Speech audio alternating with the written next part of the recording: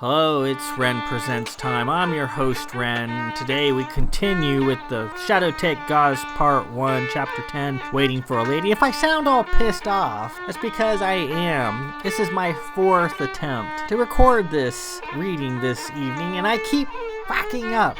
We'll see if I can do it right this time. If my dogs don't come in here like a whirlwind and start making a lot of noise, if my wife doesn't come in like a zombie and tell me to go to bed, if I don't accidentally hit a button and end the recording, who knows? Who knows? It's up to the fates. I feel better after that.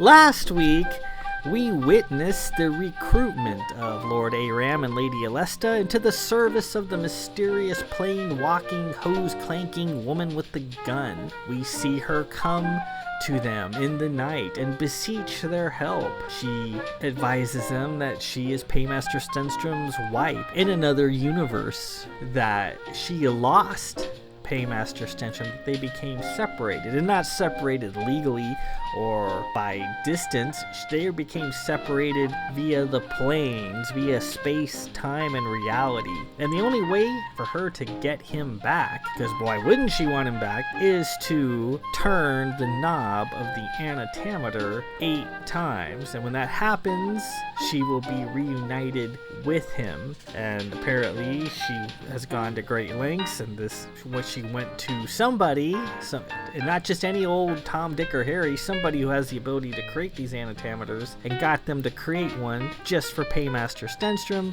and then got them to deliver it to him so that he could take it to the right spot and turn the knob. And of course, he only turned the knob once, so he sort of dropped the ball, fumbled, as they say, and he's got to do it 7 more times. So right now, with the Anatamiter active, he is in the Hall of Mirrors, and that's not a safe place to be, because we know who's waiting in the Hall of Mirrors. You stir her up, the Shadow Tech Goddess, and that's it. Game over. End of story. He's in the Hall of Mundane, as it's known. The safe hall. If you stay in that hall, you're probably gonna be okay. Lots of people find their way into the Halls of Mirrors. People with a lot of turbulence, a lot of disquiet, a lot of angst, and so forth. And they end up in the Hall of Mirrors and encounter every so often arcane creatures that tend to come out of the Hall of Mirrors. And eventually, once your turbulence has been quelled, once your issues have been settled, you emerge from the Hall of Mirrors, never having known that you're in there. But he knows he's in there, but there's no way for him to get out without actually turning the knob. And of course, that crazy fear-generating creature he encountered stole the Anatamiter. So you can't turn the knob of the Anatamiter unless you've got the Anatamiter there to turn the knob, and it's gone. She stole it. Where is it? I don't know. That's what we're gonna find out in this chapter right here and now. Chapter 10, Waiting for a Lady. And per the woman with the gun's instructions, A-Ram and Alesta inform Paymaster Stenstrom that once he determines his 8 loves, and there's 8 loves, 8 different universal entries of Paymaster Stenstrom for 8 turns of the knob, 1 for each turn. Once they have been revealed, then this little magic disc that the woman with the gun gave them will reveal where the Anatamiter is, so he can go there and turn the goddamn knob. And that's what's going to happen here in this conference room. These 8 individuals are going to be revealed and identified. And furthermore, the next person who happens to walk into the conference room is going to be his love on this particular plane of reality. So Alesta's all excited. Keeps wondering, all right, who's going to walk in here? Who's it going to be? Could be anybody. We're going to find out. And I've written lots and lots of chapters with my books. I've got 12 books, lots of chapters. Some I love, some I was indifferent, some I hated. Some are just sort of connective tissue that you need to get you from one part of the story to the next, and those are no fun. And there's some that you just get into the creation process and they're just fun to write. And this chapter was one of them. Even though I'm the creator of all this, I invented all this stuff. It came out of my head. When you get in these vibes and you ride that creative train and you're just creating nirvana, man, you know, it's just coming out of you. You're sort of along for the ride just like the reader. Even though I'm creating this, I don't know what's the next page is going to bring. I don't know what the next paragraph is going to reveal. I'm discovering it the same time the reader is. And that's really cool. That's really fun. That's just raw creation at its best. You know, those warm fuzzy nights when things are just rolling. Well, this chapter was one of those select moments, and it was good. It was good. And we'll see how it turns out. Part 1, Chapter 10, Waiting for a Lady, where the location of the Anatamiter shall be revealed, as well as Paymaster Stenstrom's love. I wonder who it's going to be. Let's proceed immediately. Stenstrom looked at the disc again. So, how long are we to wait? We don't know, Alesta said. The waiting will last until it's done. We should see 8 names appear on the disc. I think that's sort of exciting, don't you? Alesta glanced back at the door. You are a vivid romantic, Alesta, Stenstrom said. Yeah, yes I am, she giggled. Alesta took A-Ram by the arm. So now we wait. The stars drifted past the windows as the Seeker steadily orbited Cana. A-Ram finished a cup of coffee and then another and wanted to visit the bathroom. He remembered who might be waiting there and had a change of heart, staying where he was. Outside, whenever someone passed by, Alesta excitedly craned her neck to see out into the hallway. Nobody came into the conference room. The comm overhead chattered. Belle! Came Gwendolyn's voice. She sounded upset. Aye, Gwen, I'm here. Where is my damn consignment form? I submitted it to you 2 weeks ago. Are you the bloody paymaster of this vessel or not? I am, and I'm also your commander, Gwendolyn. Please keep your temper in check. I'll check you into unconsciousness, Belle. I want my damn form tonight. The comm buzzed off. Alesta peeked at the disc and burst into a smile. Look, Belle.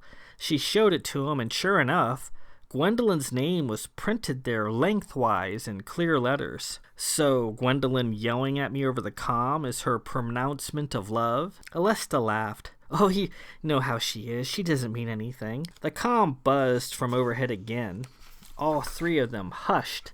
Alesta listened with relish. Calm, Stenstrom said, feeling a bit uneasy. The prospect of discovering his soulmate was a bit unnerving. Calm here, sir. You have an incoming message. From whom, please? A civilian via League liner ship. Her name is Madame Melazar of Caroline. She doesn't have an authorization code. However, she insists on speaking with you. Alesta recoiled. Oh, Belle, not her. Don't answer it. I was dreading dealing with her again, and don't feel up to it at this time. Stenstrom spoke into the air. Fine, then. I'll take the message. Aye, sir. The comm clicked, and the harsh, rather wiry voice of Melazar of Caroline crackled in. So, you had the guts to take my call, did you, you son of a bitch? Alesta frowned and turned red as she listened. She clearly disliked the woman. Madam Caroline, what can I do for you? What can you do for me? Well, for starters, you can send a ship or something and get me back over there. I don't want to be here. I want to be there. I've decided to forgive and forget, and to offer you a second chance to get properly fucked. Alesta covered her ears. I'm sorry, madam. You're on course for Xandar. I'm not sending a ripcar for you. I shan't think we'll have further occasion to enjoy each other's company ever. No. You'll be seeing me again, fancy boy, and when I get my hands on you, watch out! I see. Well, I'm sorry about that. And you know what? Stenstrom rubbed his forehead. What? I put a curse on you, a bad one. You're going to have to come to me to be rid of it, and I can't wait to see you. You're going to be begging me. Oh, it's going to be good. I see. In any event, I bid you good day. No, wait. she cried. "What's that ship I see coming in? I see a big old white ship out there all lit up. Is that you coming to get me? It is, isn't it? I knew it! The curse works every time." "No, madam, it's not us. Now, if you'll excuse me, I must return to my duties." Melazar gave a parting snort. "See you soon." He cut the link. "Oh, thank creation that's over," Alesta said. "How I hate... I'm sorry, I don't hate anybody. It's not my calling. How I pity that bizarre woman." She checked the disc, gripping it so hard with both hands her knuckles stuck out. Then she closed her eyes and sighed. Stenstrom checked the disc. Sure enough, Melazar's name was now next to Gwendolyn's. She muttered something and shook her head. A-Ram laughed. "So this means Melazar Caroline is my love?" Alesta nodded. "In some demented and pitiful alternate reality, no doubt. I can't believe I'll have to deal with this woman again." "I didn't mind Melazar. I sort of liked her," A-Ram said, cutting her off. Alesta shot him a deadly look, and he returned to his coffee. Stenstrom laughed. The comm clicked on again. "Belle," came Gwendolyn's voice, "I didn't mean to yell at you, and I apologize. I just wish that on occasion you behaved a bit more professionally." "Is that a fact?" Stenstrom answered. "I suppose, Gwendolyn, giving jaw to your commander over an open comm is a professional method of handling things, then. We shall discuss your issues with courtesy and insubordination at a later time. Out." He cut the comm link. "Well, that ought to stir up. Is her name on the disc again?" Alesta checked the disc, smiled, and nodded. Gwendolyn's name was now etched on the disc twice, with Melazar's name sandwiched between. The afternoon continued on in nervous starts and stops. People passing by outside was maddening, and Alesta got up and closed the door so that the sounds of passers-by wouldn't alert her. They went through several more cups of coffee. A-Ram's need to visit the bathroom increased. However, he was not going to use that bathroom in the conference room. The afternoon dragged on. The odd disc sat on the table with 3 names etched on its face. The comm came on again, and the 3 of them sucked in their collective breath. "Belle," came Tara's voice. Alesta smiled and listened. Stenstrom was open-mouthed in shock. "I'm right here, Tara," he said, somewhat breathless. "Where are you? I was getting a little hungry and wanted to know if you guys wanted to hit the mess or something. Where's my gang? Where's my crew?" "I'm a little busy at the moment, Tara. I'll eat with you later, though I can't promise when that will be." "You're in the conference room, right? Deck 6? Stenstrom muted the comm. Alesta fidgeted with excitement. He sighed. "I think of Tara as one of my dear sisters. We've showered together for creation's sake, but we showered like men do. I didn't think twice about it, and I certainly wasn't peeking at her tiny naked body in any sort of amorous way. I'm not comfortable with the idea of Tara being my soulmate." "Oh, but Belle," Alesta said, "Tara's confessed to me that she likes you. She's always liked you a little past just being friends. Don't let her odd Baz bravado fool you. Deep down, she's pretty shy about these things, and she didn't want to get in Gwen's way. She was content to just be your friend, but as the dish now shows," she held it up for him to see, and there was Tara's name next to Gwen's, "in at least one instant, she is much more than just that. She is the woman at your side. Maybe it's this one." Tara's voice came down from the comm again. "Belle, you still there?" He unpaused the comm. "Yep, I'm here, and you're right, I'm in the conference room with A-Ram and Alesta." "They're back? I knew it. Are you guys coming to the mess? Why didn't you get me?" "We will later, but we can't promise the time." "Okay, stay put, I'll be right there." The comm clicked off. Stenstrom shook his head. "Wait, Alesta, you said the first person to enter this room would be my love and soulmate on this plane of reality, correct?" "Yes." "Well, Tara's on her way, and I don't know if I'm square with this, truly. I love Tara, but as a sister, as a friend. Maybe elsewhere in the universe it's different, but here I think it would be too odd for me. I like things as they are, with Tara as my right hand." Alesta shrugged her shoulders. We'll see. Stenstrom opened up a pad on the tabletop and keyed in several sentences. What's that? A-Ram asked. Nothing. Just a quick note to the comm officer on the bridge. Alesta was cross.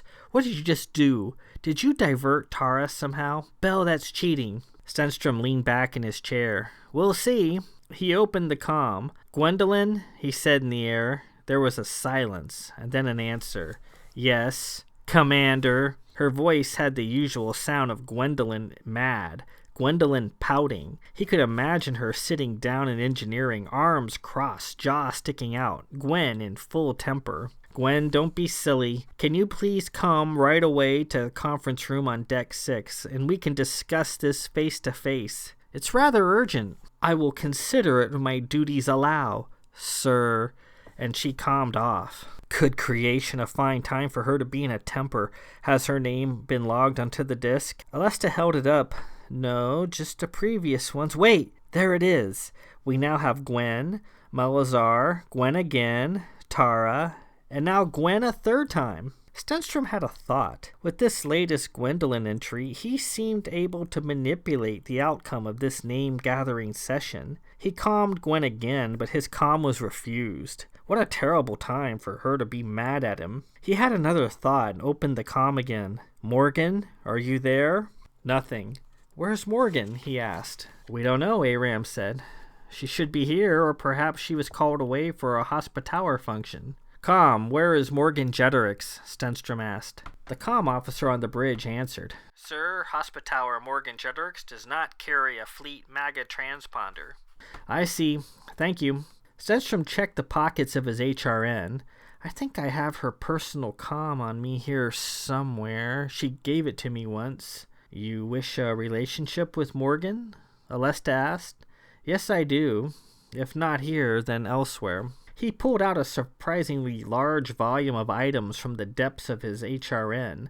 Vellum, writing implements, small wooden boxes containing powders and oils, a mortar and pestle, a handful of holy stones, colored like gumballs, some glass beakers, and other such bits.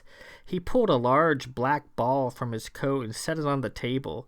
It was smooth and glinted in the light. What's that? A-Ram asked. This? Oh, this is a ball of shadow tech given to me by Cat, the black cat we encountered at Clovis.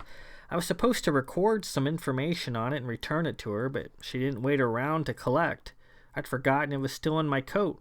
The ball of shadow tech oscillated about on the table. Why is it moving like that? Alesta asked. It's shadow tech. It's always rumbles around. Can you be rid of it? It troubles me, she said. Stenstrom reached out to dispel the ball, and it reacted.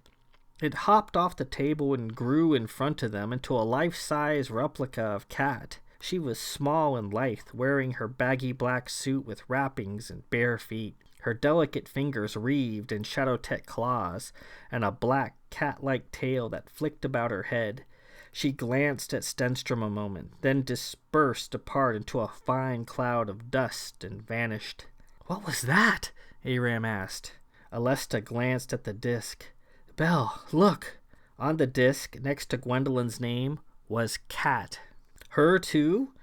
So according to this device, some aspect of me chooses her as his soulmate? Well, yeah, I guess so, A-Ram said, recovering.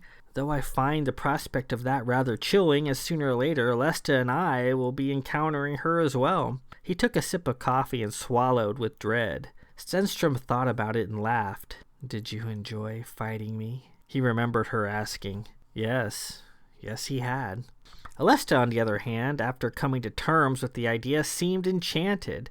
A memento from Cat, the black cat, even a sinister one of toxic shadow tech, seemed to place her stamp on the proceedings, to validate them for her. Oh, Belle, that sounds so romantic, she said. To meet as enemies in the forlorn mountains, only to find love later on.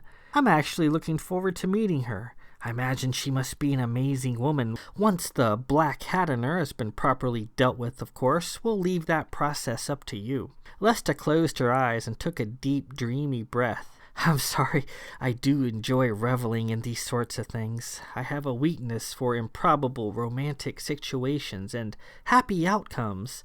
Imagine if Rami and I had met in such a fashion. She balled up her fist and gave A-Ram a playful tap on the cheek. Think it would have been fun, to have engaged in some sort of barbaric situation, mano a mano, and then to have fallen into each other's arms after it was over to tend to our wounds. That would have been something to tell our children. A-Ram adjusted his collar. You certainly have some novel ideas pertaining to romance, Bear. She smiled and nodded. Listening to Alesta ruminate on an improbable and possibly violent romance, Stenstrom laughed softly. He must share Alesta's passions to some degree, because the thought of courting a deadly black cat, as Captain Davidge had once done with Countess Sigillus when she was known as Sigillus of Metatron, intrigued him. It intrigued him very much. The three sat there drinking their coffee. Time crawled by. The afternoon was nearly over, and the evening bell would soon sound. I really need to get back to my duties, Stenstrom said. How long have we been here? You can't leave until this business is concluded, Bell, Alesta said, pointing at the disc. You have 2 slots remaining. I wonder what happened to Tara. Don't know. Of course, Stenstrom knew full well what had happened to Tara. He just wasn't saying. A ruckus came from outside the conference room. Alesta cracked the door.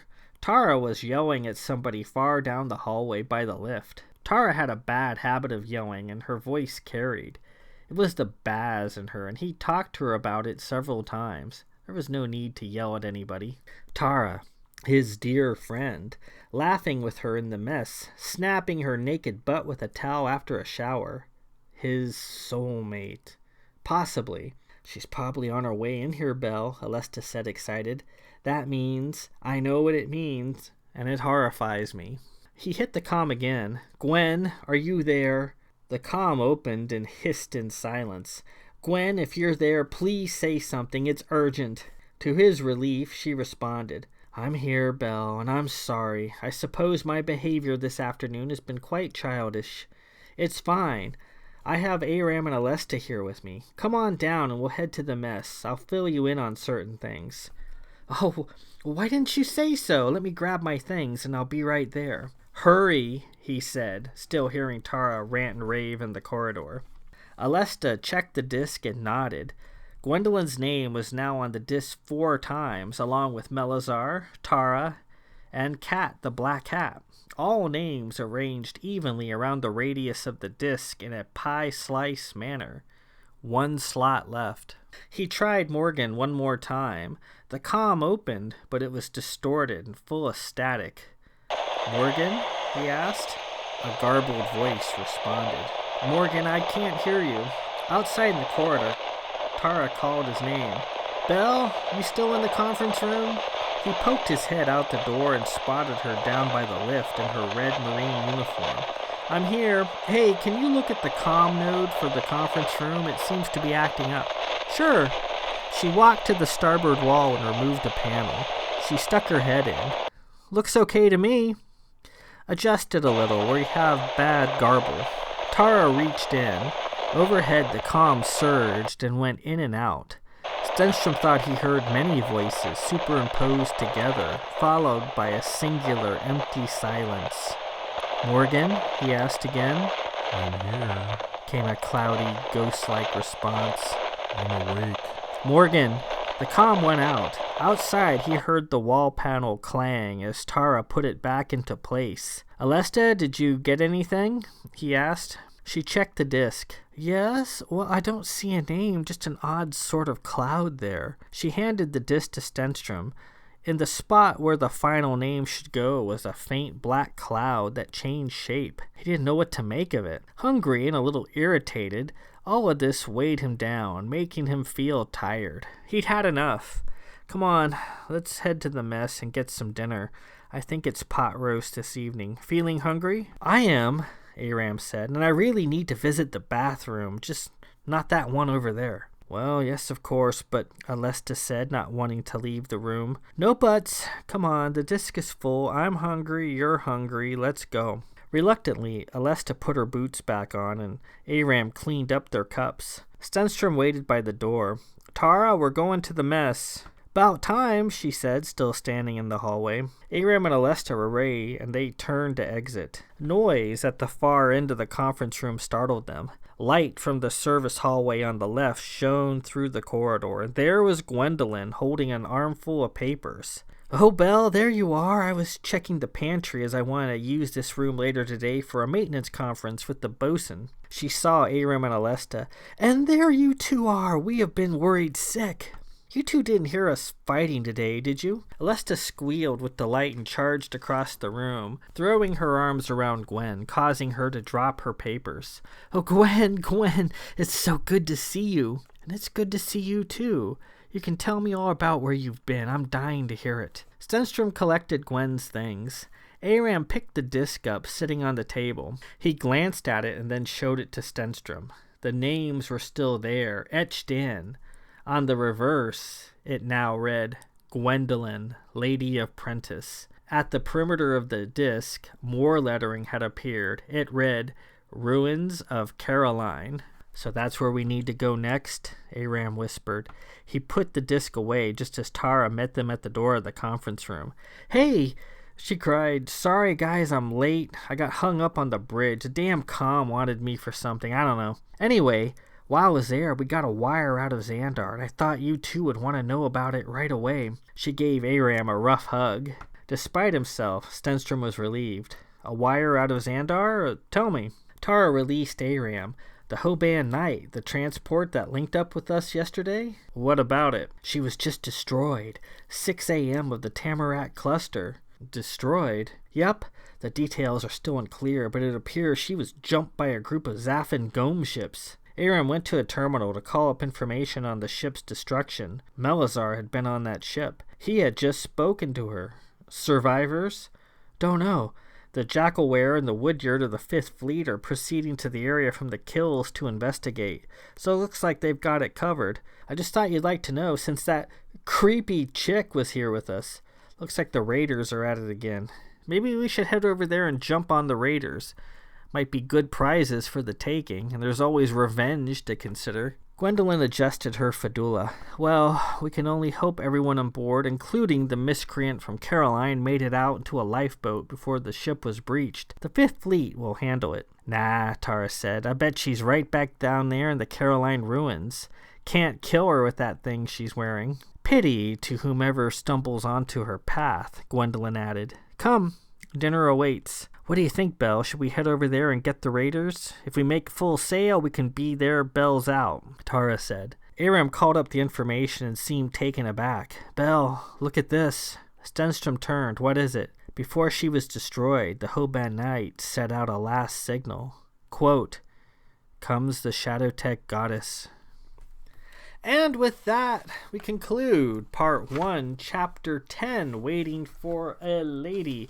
So, Stenstrom's 8 loves had been revealed. We have Gwendolyn, we have Melazar, Tara, Kat, and the last name is kind of messed up. It's hard to tell who the last person is. But we have Gwendolyn 4 times and everyone else 1 time, including the spot that there is no name. It's just like a cloud, so we'll have to see what that's all about later on. As Alesta had said, the next person entering the conference room would be Paymaster Stenstrom's love on this plane of reality, and coming out of the left-hand door, just like that Hall of Mirror geometry, coming out of the left side from a door, is Gwendolyn. And then the device reacted and even printed her name, Gwendolyn of Prentice. So Gwendolyn of Prentice is Paymaster Stenstrom's love on this particular plane. Worked out pretty well, I think. The Hoban Knight was just destroyed, and with her crazy Very Mary strapped to her leg, Melazar is probably, like A-Ram said, probably back down in the ruins of Caroline, waiting for someone to pick her up. And coincidentally, their disc, once all names had been revealed, told them the next place they need to go, and it's the ruins of Caroline. So that's where they're going to be headed next chapter. Part 1, Chapter 11, The Hunt for the Anatamiter begins. So, looks like they're going to check out these ruins, see if they can find Melazar and determine what happened to her ship, and figure out their next step. Obviously, going to the ruins of Caroline, the Anatamiter is probably not going to be there. It's just another step in the quest to regain this particular MacGuffin. Turned out well, I think. I liked that chapter a lot. As I said, it just sort of came out. The whole thing where just talking to someone would establish this love connection just kind of came to me on the fly as is, seemed to work well. We got to work in Gwendolyn 4 times, and that's significant that she's there more than anybody else. That will be explained later in the book. There's significance to that. And we have Tara, whom Paymaster Stenstrom seems to consider more as a friend and a sister than a love. And so we'll see how that goes. Cat, and we've already done the Cat book, so we know how that turns out. Melazar, and I'm still working on Melazar. Boy, that one's been a ride, but yeah. In any event, that's that. We move on to Part 1, Chapter 11, The Hunt for the Anatamiter begins. That is the last chapter in Part 1, and then we go to Part 2, which is The Loves of Paymaster Stenstrom, the first turn, which is where we are. We've only turned the Anatamiter once. That will be next week. Until then, this is Ren Presents. I'm your host, Ren. I finally got through this reading without some calamity befalling me. It's about 2 in the morning. This is my usual reading time, way early in the morning when everyone's asleep. Peace out.